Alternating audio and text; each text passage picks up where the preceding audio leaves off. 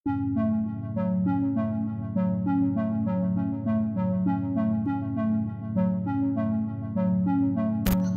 kerja apa dekat Indonesia? Duit kamu murah. Ini Anak muda tanya saya, mana mengulur pekerjaan ini? Benar-benar berjaya menarik lebih daripada 2 bilion USD. Ini memalukan negara. Kekayaan atau sovereign wealth fund negara terbesar di dunia. Malaysia semakin kehilangan daya tariknya bagi investor, ringgit pun semakin tak menarik bagi beberapa negara, sementara Indonesia terus melesat maju.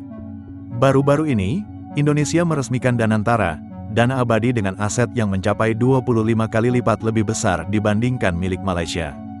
Dengan dana investasi raksasa ini, Indonesia semakin diperhitungkan di panggung ekonomi global. Parlimen Indonesia pada Selasa akan mengundi rang undang-undang RUU yang membolehkan kerajaan menubuhkan sebuah agensi pelaburan baharu.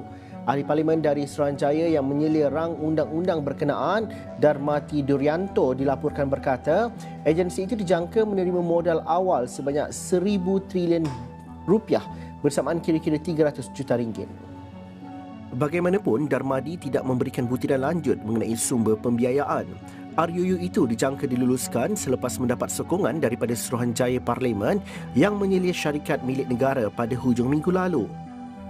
Penubuhan agensi pengurusan pelaburan Dana Anagata Nusantara atau Dana Antara diumumkan 2 hari selepas Presiden Prabowo Subianto memegang jawatan pada Oktober dengan matlamat meningkatkan prestasi serta pulangan daripada pelaburan negara beroperasi sama seperti kerajaan Singapura termasik. Antara institusi yang dijangka dipindahkan ke dalam Dana Antara ialah institusi keuangan utama kerajaan termasuk Bank Mandiri, Bank Rakyat Indonesia, Bank Negara Indonesia, Syarikat Utility Elektrik PLN, Syarikat Perlombongan Min ID, Firma Tenaga Pertamina dan Syarikat Telekomunikasi Telkom Indonesia. Syarikat berkenaan mempunyai aset gabungan mencecah 600 bilion dolar Amerika atau kira-kira 2.7 trilion ringgit berdasarkan data firma penyelidikan hutang Credit Sites yang juga sebahagian daripada Fitch Group. Menteri Undang-Undang Supratman Andi Aktas pada hujung minggu lalu menegaskan RUU akan diundi oleh ahli parlimen bertujuan mengoptimumkan dividen daripada syarikat milik negara menerusi Dana Antara. Kami berhasil mengamankan lebih dari 300 triliun rupiah, hampir 20 miliar dolar dalam bentuk tabungan negara, dana yang sebelumnya terhambat oleh inefisiensi, korupsi, dan belanja-belanja yang kurang tepat sasaran. Kini, dana tersebut akan dialokasikan untuk dikelola oleh Danantara Indonesia, diinvestasikan dalam 20 atau lebih proyek-proyek nasional sebagai bagian dari industrialisasi kita dan hilirisasi kita. Proyek-proyek yang berdampak tinggi yang akan menciptakan nilai tambah yang signifikan untuk bangsa kita, menciptakan manfaat nyata, lapangan kerja yang bermutu, dan kemakmuran yang berjangka panjang bagi masyarakat Indonesia. Kita tidak mau lagi menjual sumber alam kita murah. Kita tidak mau jadi sumber raw material bagi bangsa lain. Kita bertekad ingin menjadi negara maju. Kita harus memastikan bahwa kekayaan Indonesia benar-benar bermanfaat dan dirasakan manfaatnya untuk kepentingan rakyat dan bisa meningkatkan tingkat penghasilan rakyat Indonesia.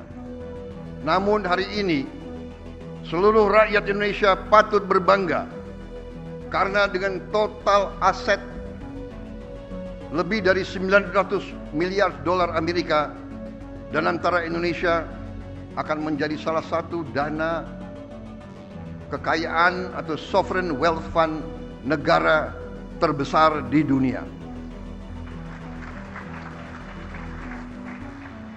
Kita tidak hanya akan menginvestasikan dividen BUMN ke industri-industri yang mendorong pertumbuhan jangka panjang tapi juga akan mentransformasi BUMN kita menjadi pemimpin kelas dunia di sektor masing-masing.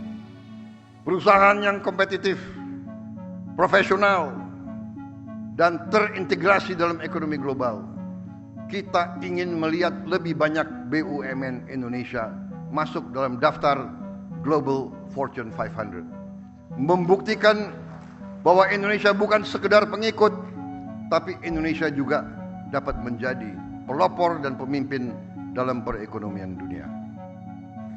Ikhtiar kita terhadap Danantara Indonesia tidak berhenti di dalam negeri saja.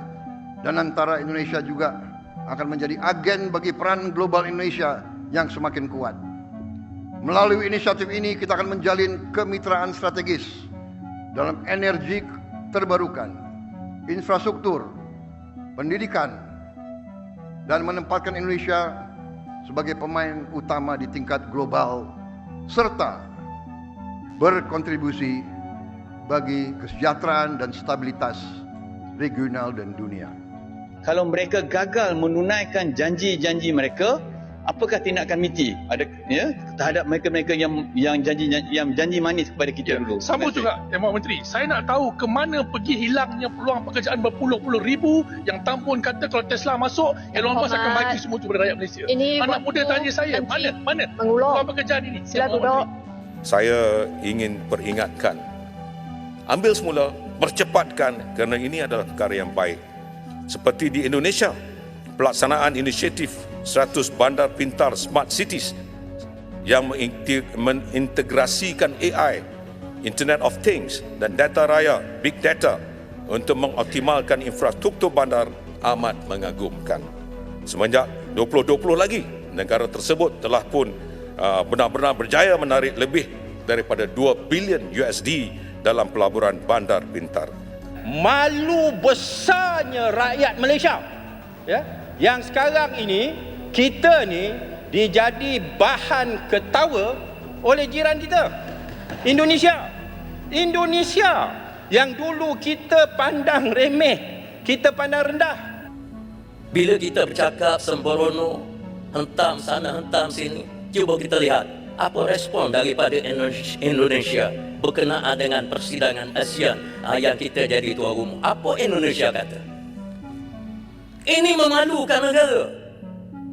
Rakyat kami yang pergi Indonesia tak ramai nak kerja apa dekat Indonesia. Duit kamu murah. Tahu tak? Nak pergi kerja buat apa? Berapa juta duit kamu sama dengan RM100 Malaysia. Rakyat Malaysia pergi ke Indonesia melancung, bukan pergi kerja, bukan pergi buka kedai. Malaysia menghadapi masalah besar. Katanya Malaysia rekomen seorang untuk hantar duta ke Indonesia, Indonesia tolak. Dan katanya dia rekomen juga untuk ke satu lagi Switzerland, juga ditolak.